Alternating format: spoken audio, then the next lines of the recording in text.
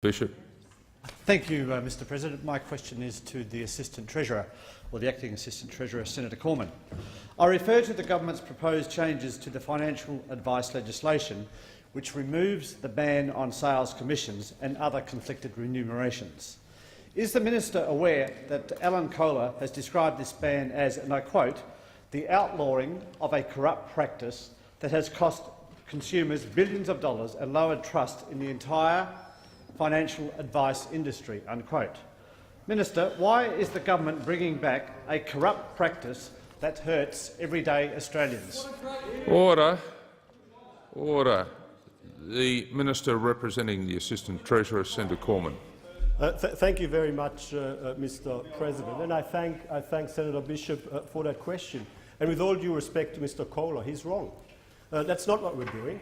What we're doing is restoring some balance in the regulatory framework for financial services. And of course, the previous Labor government was guided by one thing and by one thing only, and that is how best to promote the vested interests of union-dominated industry funds. The one thing that the Labor Party was focused on was how to leverage their position as the Government of Australia using legislation to impose one business model across the whole of the financial services market, the union-dominated industry fund model. And of course, what we are committed to, we're committed to ensure that our financial services sector is as efficient, as transparent, Senator and as competitive Cormann, as possible. just resume your seat.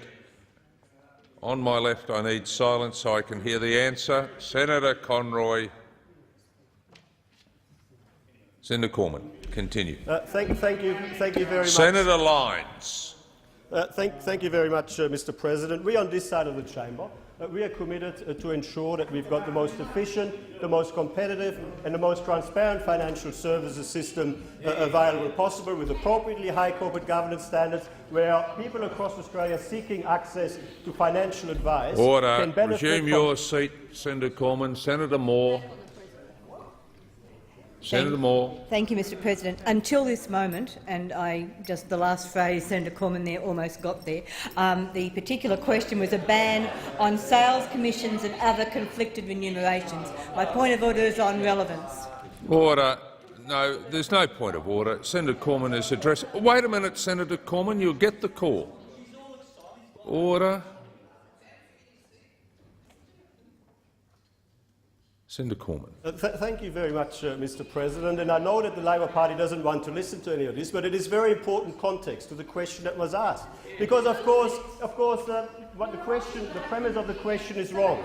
We are not reintroducing conflicted remuneration structures for personal advice. What we're doing is to ensure that there is an appropriate level playing field, that there is a competitively neutral financial services regulatory framework when it comes to the provision of general advice. Now, guess what? The Labor Party gave a special deal to their friends in union-dominated industry funds. They said you can provide intra-fund advice, charge a fee, which is not disclosed, which is not transparent, which is charged to every member of that fund, irrespective of whether they access advice or not. You can keep going. But they didn't want anybody else to be able to do it. Your time has expired. Order. Order. Senator Wong. Thank you, Mr President. I just have a point of clarification. Order. The President referred to Senator Cormann as the, I think, Minister representing the Assistant Treasurer. The Prime Minister in the House has referred to Senator Cormann as the Acting Assistant Treasurer. I do seek some clarification as to whether this Senator Cormann is answering in his representative capacity or, in fact, as Acting Assistant Treasurer. If Senator Cormann is in the capacity of acting and I have been wrong there, then I correct the record. Order. Senator Lyons. Order. Senator Lyons. Senator Bernardi.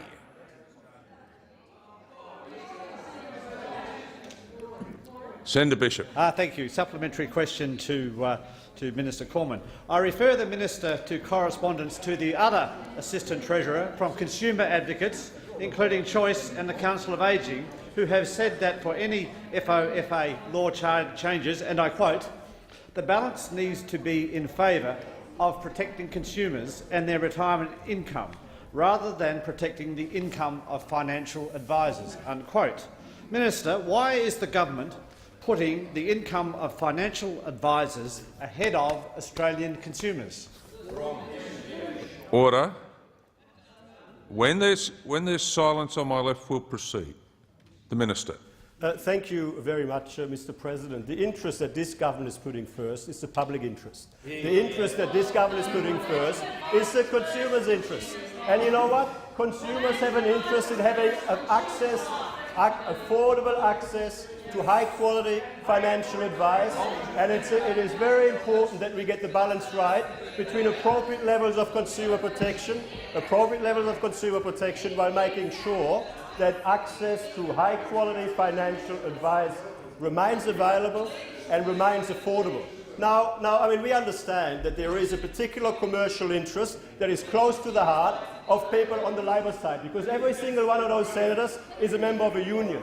Maybe some of them might have been trustees on industry super funds in the past. Maybe some of them might be lobbied from time to time by union-dominated industry fund trustees, because they do have a particular interest in a regulatory framework that makes it harder for others. Order. Your time has expired. Order. When there is silence, we'll proceed.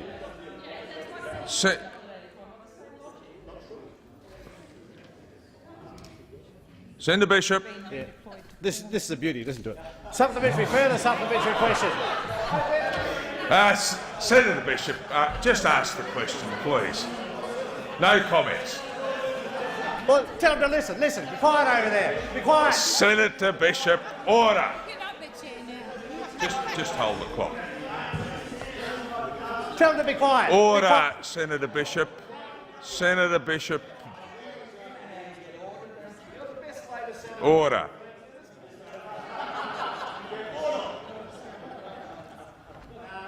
Minister Cormann. Senator, you haven't got the call yet, Senator Bishop.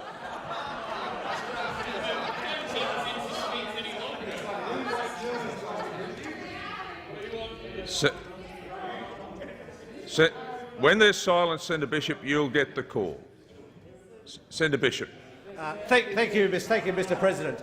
Minister Cormann, will the government withdraw its FOFA changes, given the Assistant Treasurer responsible has now stood aside due to his own conflict of interest in the previous roles as Company Director and Liberal Party official? Order.